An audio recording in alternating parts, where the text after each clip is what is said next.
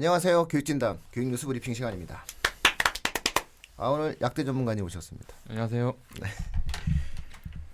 어저께 보도자료가 수요일날 배포가 되고 이제 26일서부터 이제 보도하라고 했는데 오늘 또 교육부가 보도자료 발표했습니다. 네. 그래서 계속 하루 걸러 한 번씩 교육부가 내용들에 대한 그 부분을 계속해서 발표를 하고 있습니다. 어제 어떻게 그 청취자분들 저희 실시간 설명회 잘 들으셨는지 모르겠는데 안 되신 분들은 올려드렸나요? 예. 일단 지금도 아직 예.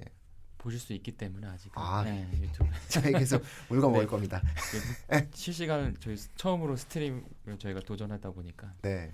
3시간 넘게 되어 있고 이제 1시간 반 정도는 처음에 이제 라이브 시작을 한다고 네. 소개하는 이미지만 나오다가 1시간 네. 반 이후 쪽으로 보셔야 설명의 내용으로 들어가기 때문에 그래요? 예, 편집을 해서 올리도록 하겠습니다. 결론은 아직 안 되겠다 이런 얘기죠. 어제 밤에 했기 때문에 예, 빨리 1시간 반을 잘라주세요. 네, 예. 빨리 편집해서 올리도록 하겠습니다.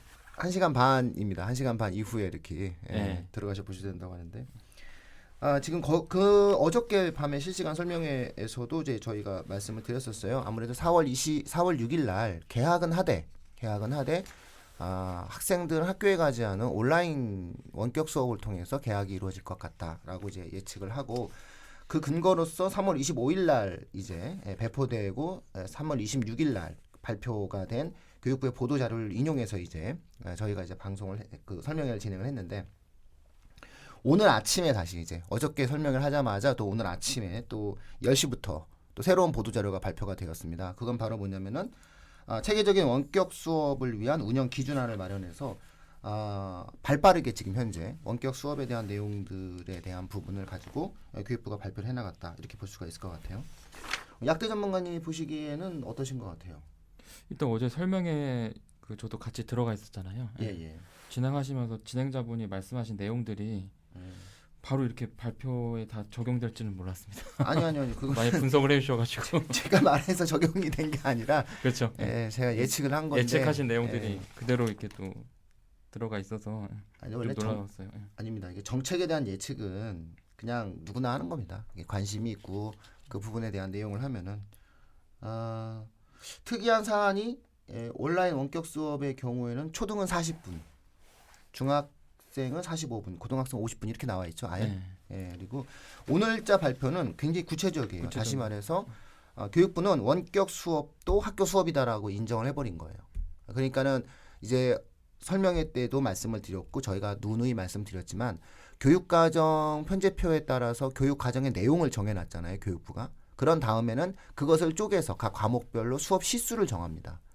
그 내용들을 어떻게 가르쳐야 될지를. 그리고 그것을 갖다가 수업 일수에 따라서 이제 만들어지는데 지금 현재 원격 수업의 경우에 있어서도 수업 일수와 수업 시수에 포함을 시키겠다는 거예요. 그러니까 수업 일수에 포함이 되냐 안 되냐에 대해서 고민이 많으신데 그 고민하실 필요가 없는 게 뭐냐면은 수업 일수보다 더 확실한 수업 시수에 포함을 시켜버린 거예요. 그래서 원격 수업은 수업 시수에 들어간다라고 아예 교육부가 각각의 어떤 법령적 근거를 가지고 이야기를 한 거예요. 그래서 초중등교육법 제23조, 제24조 및 동법 시행령 제48조를 근거로 원격 수업은 이제 공식적으로 대한민국 교육부가 수업 시수를 인정을 하겠다. 이렇게 이제 오늘자 보도를 한 거죠. 그러니까는 어제 저희가 설명을 했을 때보다도 훨씬 더 진전된 형태로 교육부가 최종 확정을 좀 준비하면서 4월 6일 날 만약에 개학을 한다 하더라도 학생들이 학교에 갈 수 없는 상황을 대비해서 그런 부분들에 맞춰서 원격 수업 안에 대한 구체적인 안들을 계속 지금 만들어내고 있다. 이렇게 좀 볼 수 있을 것 같고요. 내용을 좀 간단하게 제가 좀 설명을 해드리면 실시간 쌍방향 수업. 선생님들이 자신이 있으면 실시간 쌍방향 수업을 해라 이렇게 얘기를 하는 겁니다. 뭐 줌이나 이런 거 이용해서 해라 이렇게 얘기하는 거고요. 두 번째는 컨텐츠 활용 중심 수업, 강의형.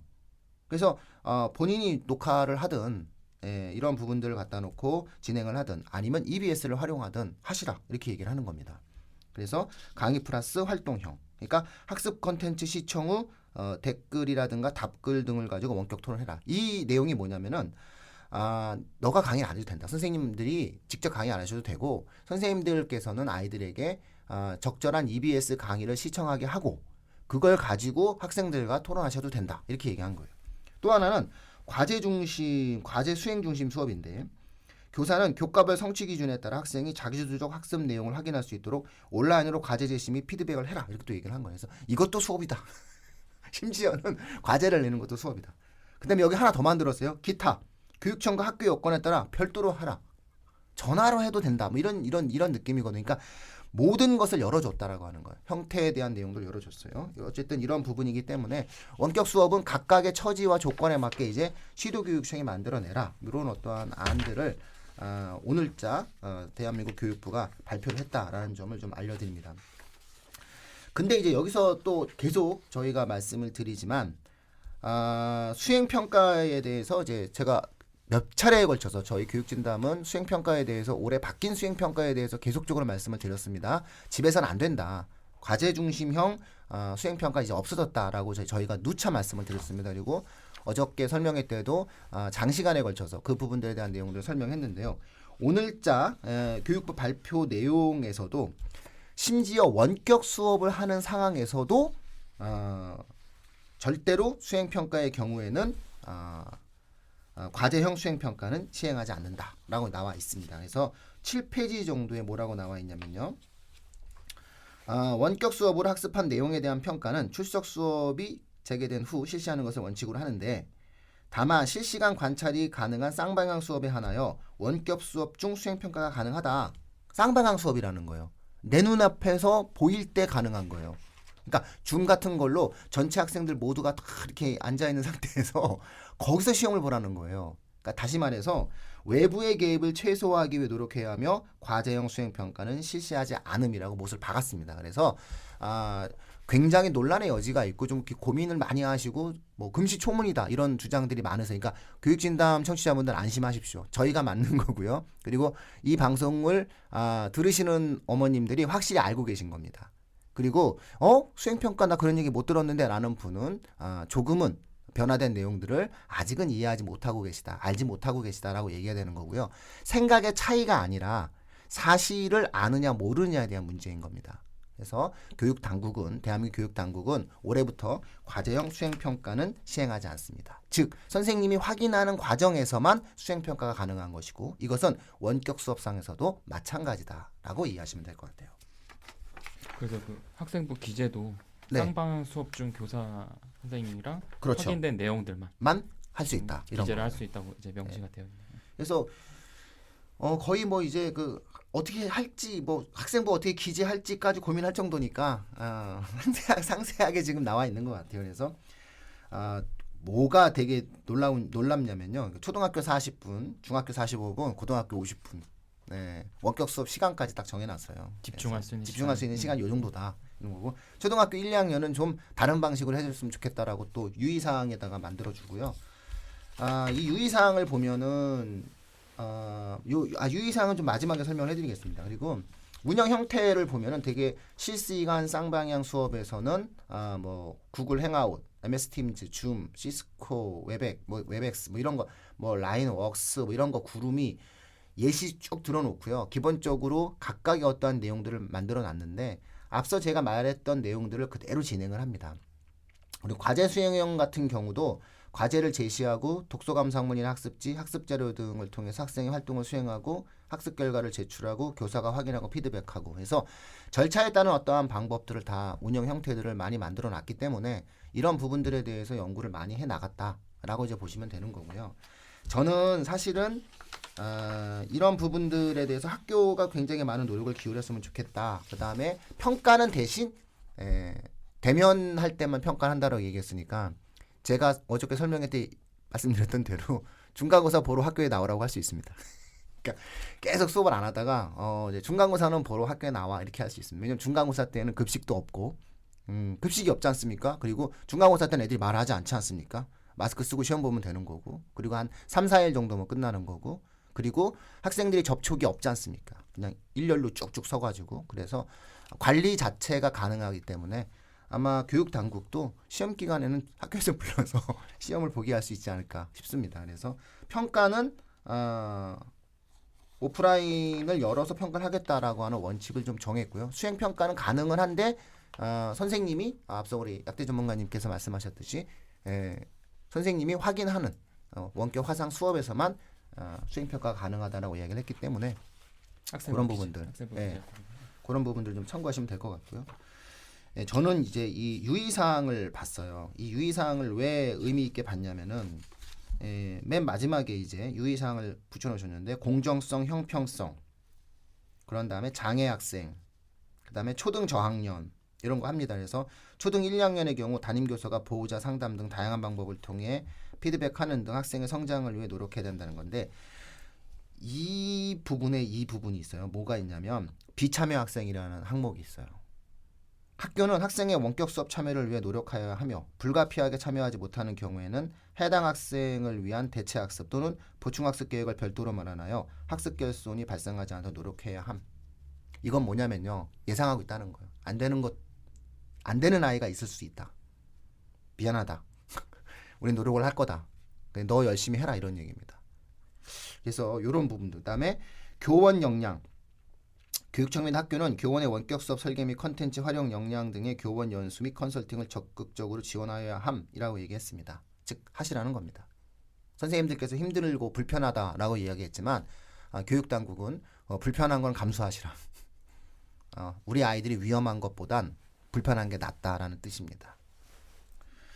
그러면서 이제 기반 조성인데요.